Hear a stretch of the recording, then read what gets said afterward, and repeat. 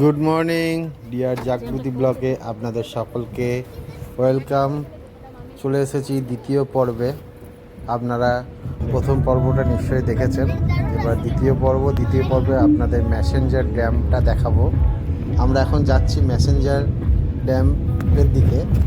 আমাদের পুচকু ঘুমিয়ে গেছে দেবীরানী, কারণ সারা দুপুর মানে সারাদিনই সকাল থেকে আমরা ঘুরেই বেড়াচ্ছি আজকে।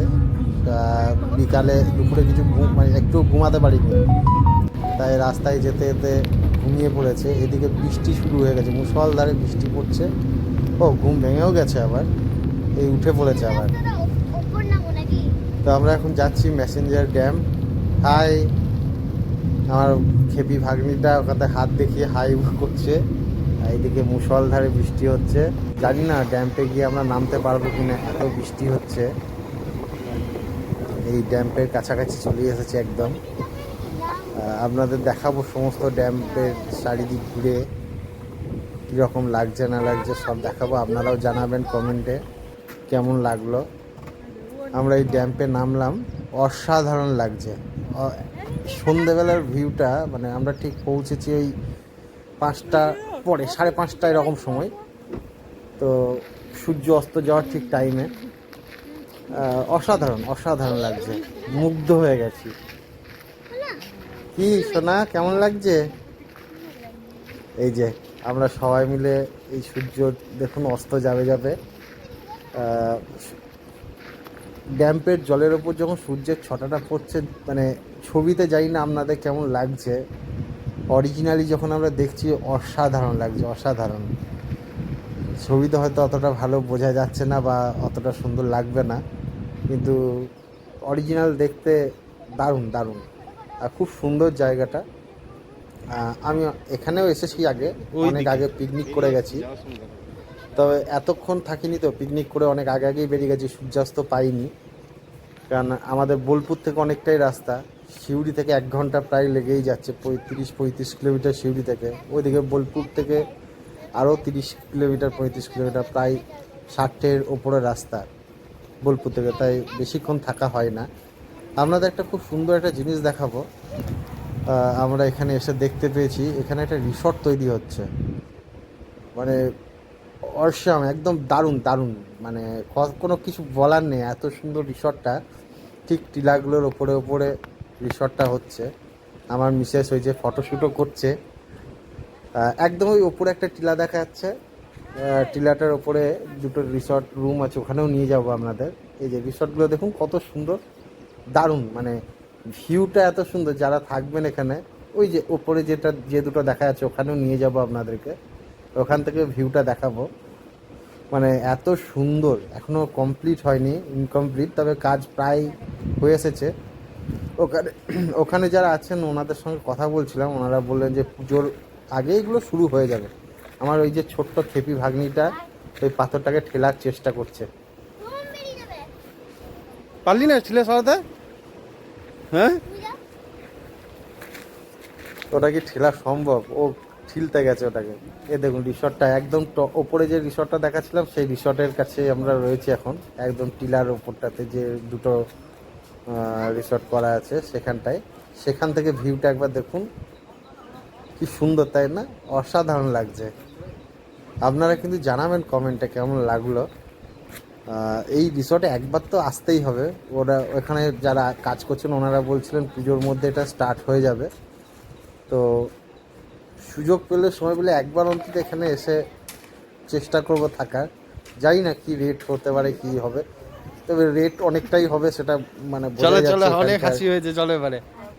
এখানে একটা অ্যাক্সিডেন্ট ঘটেছিল, যাই হোক সেটা আমি আর বলছি না, তার জন্য সব হাসাহাসি চলছে। এখান থেকে দারুণ লাগছে, দারুণ। এই টপে যারা থাকবেন, যারা বুক করবেন বা পাবেন, মানে ওনারা তো বোধহয় সারাক্ষণ এই ব্যালকনিতে বসেই সারাদিন কাটিয়ে দেবেন। এখান থেকে যা সুন্দর লাগছে জায়গাটা, চারিদিকের ভিউটা দারুণ। একটা মজার জিনিস আমরা আস্তে আস্তে দেখতে পেয়েছি, আপনারা বোধহয় ক্যামেরায় বুঝতে পারছেন কিনা আমি জানি না। দেখুন একটা জলের মধ্যে কিছু একটা নড়ছে, বিশাল বড় কিছু একটা। ক্যামেরাতে অতটা ভালো করে আমি আনতে পারিনি, জুম করেই নিয়েছি, আমাকে কাছে কেউ যেতে দিচ্ছিল না, মানে এতটাই বড়। জানি না কি জন্তুটা বা কি প্রাণী। আপনারা যদি জেনে থাকেন তাহলে একটু কমেন্ট করে জানাবেন।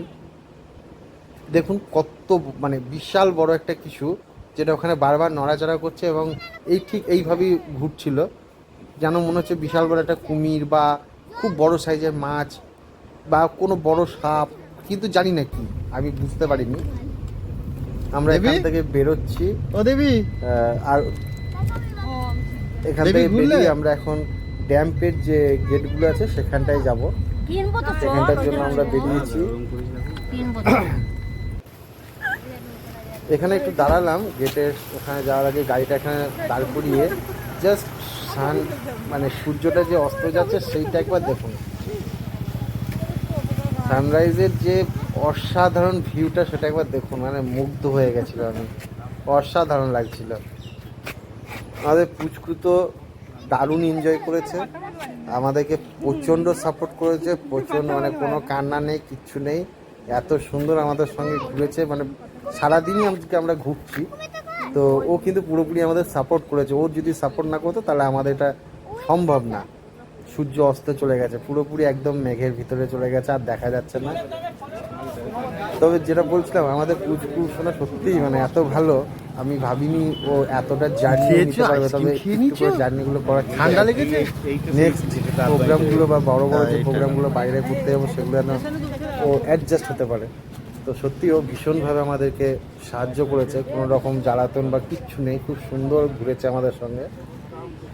এটা আমরা একদম ড্যাম্পের ওপরে আছি, সেখান থেকে ভিউটা দেখাচ্ছি।